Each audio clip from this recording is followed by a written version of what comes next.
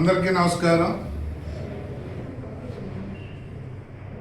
గత 4 రోజుల నుంచి అనేక సందర్భాల్లో మీతో మాట్లాడటం జరిగింది. నిన్ననే గౌరవ ముఖ్యమంత్రి నారా చంద్రబాబు నాయుడు గారు, ఉప ముఖ్యమంత్రి పవన్ కళ్యాణ్ గారు, రాష్ట్ర బీజేపీ అధ్యక్షులు మాధవ్ గారు, కొంతమంది మంత్రులు ప్రెస్ మీట్ పెట్టి సుదీర్ఘంగా మాట్లాడటం మనంతా విన్నాం. వారు మాట్లాడిన అంశాలు జోలికి పోదలుచుకోలేదు. ఎందుకంటే చాలా వివరంగా ముఖ్యమంత్రి ఉప ముఖ్యమంత్రి కూడా వివరణ, ఎందుకు అసలు ఈ కేసు ఏమిటి, దీని తాలూకా పూర్వపరాలేంటి, కల్తీ నెయ్యి అనేది ఎలా జరిగింది, అసలు నెయ్యే లేకుండా లడ్డూ తయారీ జరిగింది, అది ఏ నివేదికల ద్వారా వచ్చింది, సిట్ ఏమంది, సిబిఐ ఏమంది అని వివరంగా చెప్పడం జరిగింది. జగన్మోహన్ రెడ్డి డైవర్షన్ పాలిటిక్స్ చేయటంలో సిద్ధహస్తుడు.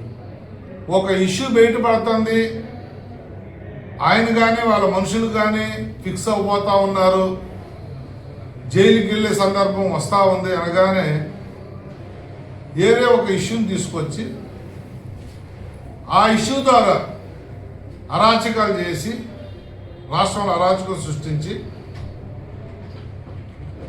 వీకెండ్ పొలిటీషియన్ ఆయన వీకెండ్ పొలిటీషియన్ లాగా ఊర్లోకి వారానికి ఒకసారి వచ్చి బెంగళూరు ప్యాలెస్ వదిలి వచ్చి వీళ్ళని పరామర్శించడం అనేది ఒక తంతుగా పెట్టుకుంది. పరామర్శ అని చెప్పి అరగంట జర్నీ చేసే ప్రయాణాన్ని 6 గంటలు జర్నీ చేస్తూ పబ్లిక్ ఇన్కన్వీనియన్స్ చేయిస్తూ పోలీసు కోర్టు ఇచ్చిన ఆదేశాలను తొంగలో తొక్కి నీచమైన రాజకీయాలు చేయటం అనేది జగన్మోహన్ రెడ్డికి పరిపాలన.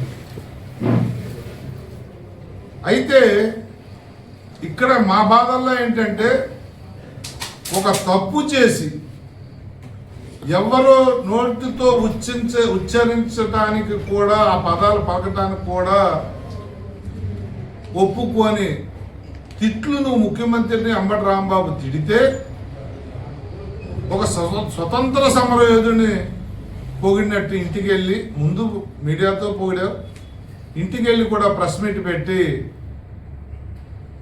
నీచాతి నీచంగా అంబటి రాంబాబు అనే వ్యక్తి అసలు తప్పే చేయలేదు, అంబటి రాంబాబు మాట్లాడిన దాంట్లో తప్పే ఉందని నువ్వు అన్నావు అంటే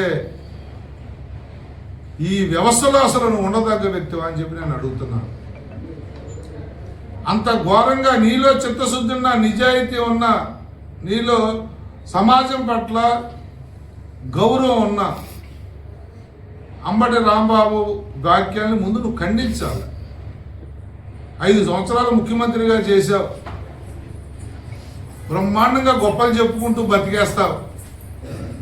మరి అంత నీచమైన భాషని మాట్లాడితే ఆ మనిషి భాష మాట్లాడింది కరెక్ట్ కాదు అని ఒక మాట నీతో ప్రజలు అనిపించలేకపోయారంటే, నీకు ప్రజల పట్ల నీకున్న మక్కువ ఏమిటో, ప్రజల పట్ల నీకున్న గౌరవం ఏంటో మాకు మరోసారి తేటగలమైంది.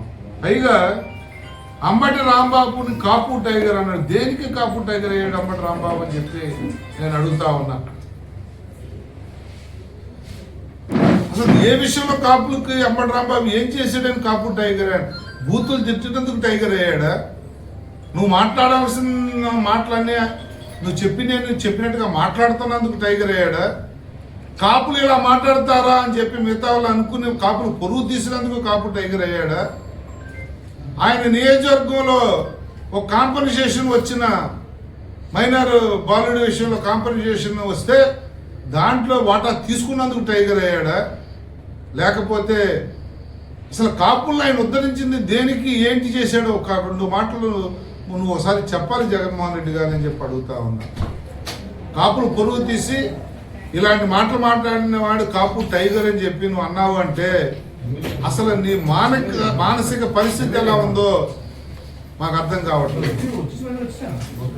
అదే కాకుండా చాలా నీ పేపర్లో కానీ, నీ టీవీలో కానీ, నీ సోషల్ మీడియాలో కానీ, నీ మనుషులు పెట్టే గ్రూపుల్లో కానీ కాపులకు ఏదో అన్యాయం జరిగిపోయింది అంబటి రాంబాబుని అరెస్ట్ చేయటం వల్ల అని మీ వాళ్ళు మాట్లాడుతూ ఉన్నారంటే అసలు నీచమైన రాజకీయానికి ఇది పరాకాష్ట కాదా అని చెప్పి అడుగుతా ఉన్నాను. తప్పు చేసిన వాడిని కోర్టు ద్వారా శిక్షిస్తే, కోర్టు పనిష్మెంట్ ఇచ్చి రిమాండ్ పంపిస్తే, పోలీసు డ్యూటీ చేస్తే,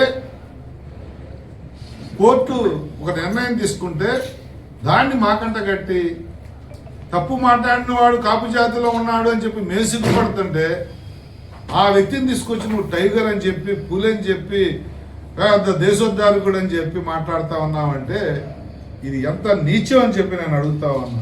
కాపుల్లో నీకు ఎన్నో మంచి కార్యక్రమాలు చేసిన మహానుభావులు ఎంతో మంది ఉన్నారు, వాళ్ళు ఎవరు గుర్తు రాలా నీకు. ఒక్క రాంబాబు నీకు ఎలా టైగర్ అయ్యాడో ఈ రోజుకి మాకు అర్థం కావట్లేదు. జగన్మోహన్ రెడ్డి, నీలో చిత్తశుద్ధి ఉంటే, నీలో దమ్ము ధైర్యం ఉంటే మేము ఛాలెంజ్ ఇస్తుతా ఉన్నాం.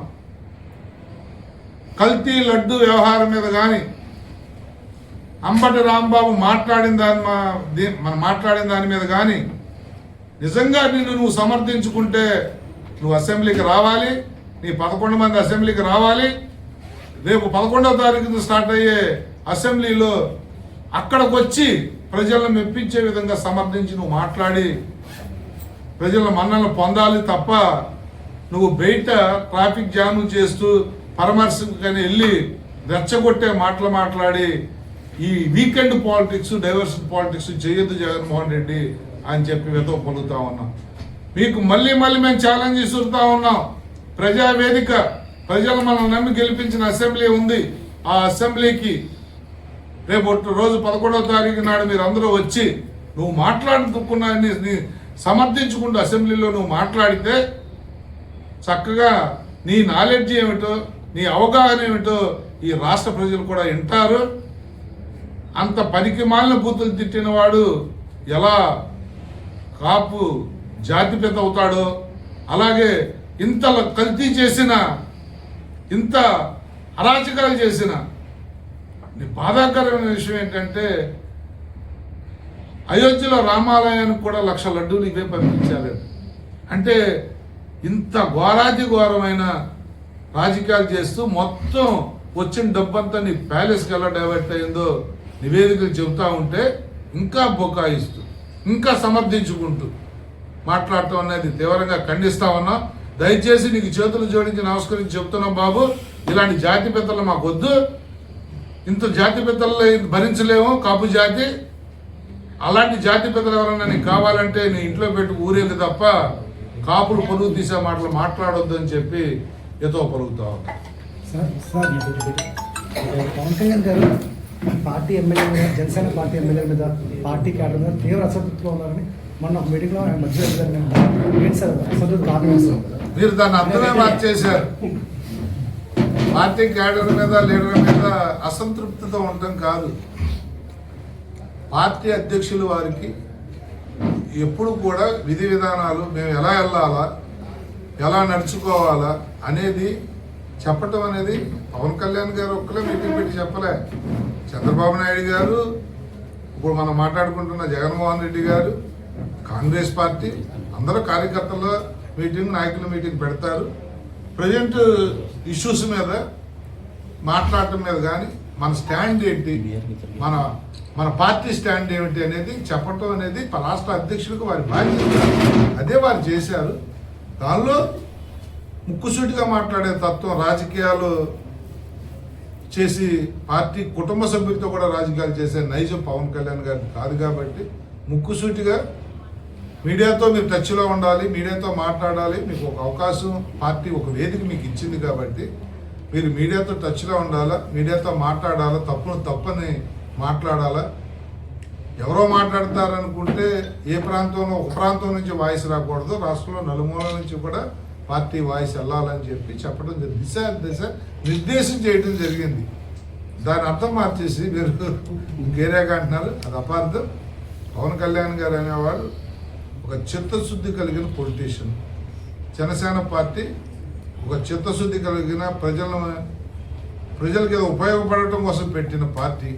అందుకని ఎవరన్నా ఏమరపాటుగా ఉంటే వారిని మోటివేట్ చేయడం పవన్ కళ్యాణ్ గారు చేసే కార్యక్రమం అందులో భాగంగానే ఆ రోజు కార్యక్రమం జరిగింది. ఓకే, ఒక ఎంపీ గారిని కూడా గట్టిగా ఇచ్చారు.